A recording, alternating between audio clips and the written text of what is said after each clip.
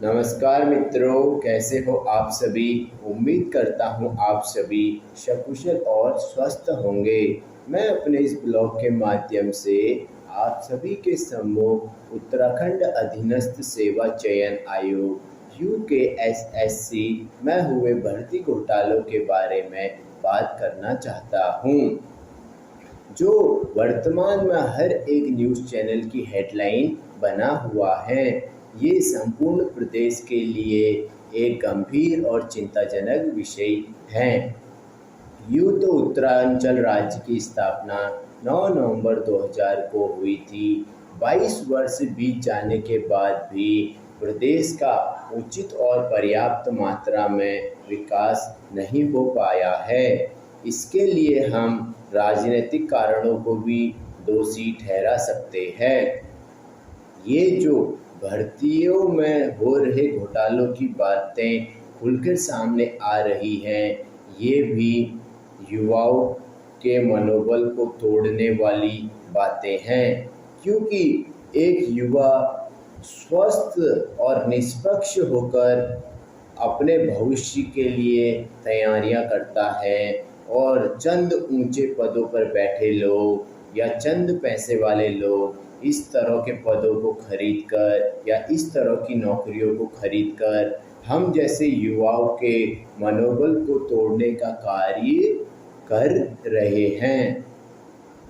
वर्तमान में प्रदेश में अनेक परिवार, अनेक लोग किसी भी तरीके से या कितनी मेहनत करके अपने बच्चों को इन सरकारी नौकरियों के लिए तैयार कर रहे हैं, पर आखिर में इस तरह की घोटाले और इस तरह के भ्रष्टाचार से परेशान होकर उन युवाओं का मनोबल लगातार गिरता जा रहा है, जो अपने आप में एक गंभीर विषय बना हुआ है। यूँ तो भ्रष्टाचार और राजनीति का बहुत पुराना नाता रहा है। प्रदेश में भी पहले कई घटनाएं हुई हैं जो भ्रष्टाचार से ग्रसित थी या जो भ्रष्टाचार में लिप्त थी।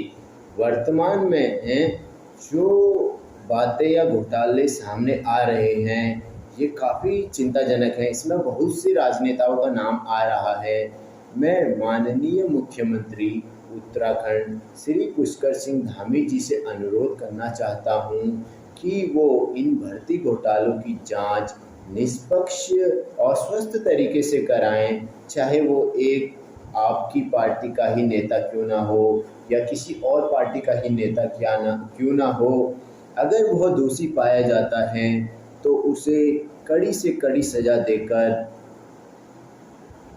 ये तय करें कि आगे से इस तरह की किसी भी भर्तियों में कोई घोटाले नहीं पाए जाएंगे, ताकि हम युवाओं, हम प्रदेशवासियों का भी न्यायपालिका और आप पर विश्वास बना रहे, क्योंकि ये महत्वपूर्ण है। क्योंकि हमारा न्यायपालिका के प्रति विश्वास होना भी ज़रूरी है और आपको उस विश्वास को निभाना भी ज़रूरी है।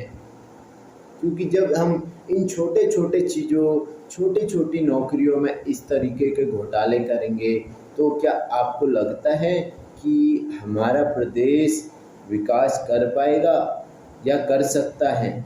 यूँ तो हमारे प्रदेश में किसी भी संसाधनों की कमी नहीं है। अगर हम उन संसाधनों का उचित मात्रा में प्रयोग करें तो हमारे प्रदेश में मुझे तो नहीं लगता कि किसी संसाधनों की कमी है। बस युवा आज परेशान और पलायन का शिकार हैं, तो बस इन राजनीतिक कारणों से, इन राजनेताओं की वजह से, क्योंकि इन्हीं लोगों की वजह से हमारे जो संसाधन हैं वो और लोगों को या किसी और राज्यों को बेचे जाते हैं। बिजली में हमारा राज्य पूरे देश में मुख्य स्थान रखता है, और भी अनेक से ऐसे चीज़ें हैं जिनमें हमारा प्रदेश महत्वपूर्ण स्थान रखता है, पर फिर भी हम प्रदेश के युवाओं और लोगों को रोजगार, स्वास्थ्य, शिक्षा व अन्य कारणों से अन्य शहरों में जाना पड़ता है। क्या हम अपने शहर में रह के अपने शहर का विकास नहीं कर सकते हैं? क्या हम सारे युवा एकत्र होकर जो सेवाएं हम किसी अन्य प्रदेश या अन्य राज्य को दे रहे हैं वो अपने प्रदेश को नहीं दे सकते हैं? क्या हम युवाओं में इतनी काबिलियत नहीं है कि हम जो अन्य विदेशों में वो सेवाएं उस देश को या उस प्रदेश को दे रहे हैं वो अपने प्रदेश को नहीं दे सकते हैं? इसके लिए हमारी जो वर्तमान सरकार है उन्हें ऐसे कड़े से कड़े कदम उठाने चाहिए जो प्रदेश के व्यक्तियों, प्रदेश के युवाओं के हित में हो। तो मैं आप सभी युवाओं से भी अनुरोध करना चाहता हूँ, जैसे आप लोग किसी मनोरंजन की चीज़ों को देखने के लिए काफ़ी उत्सुक रहते हैं, काफ़ी बड़ी मात्रा में आप उन चीज़ों को देखने के लिए जाते हैं, उसी तरह अपने अधिकारों के लिए लड़ने के लिए सभी एकत्र होकर आगे आएँ। चाहे वो मैं हूँ, चाहे वो आप सभी हो, वर्तमान में आप सभी को अपने अधिकारों के लिए आगे आना चाहिए और इस भ्रष्टाचार का कड़ी से कड़ी मात्रा में विरोध करना चाहिए और इसकी जांच के लिए सभी को आगे आना चाहिए और प्रदेश के मुख्यमंत्री माननीय श्री पुष्कर सिंह धामी जी से अनुरोध करना चाहिए कि इस भर्ती घोटाले की स्वस्थ और निष्पक्ष जांच कराएं और प्रदेश को इस भ्रष्टाचार से मुक्त कराएं। धन्यवाद।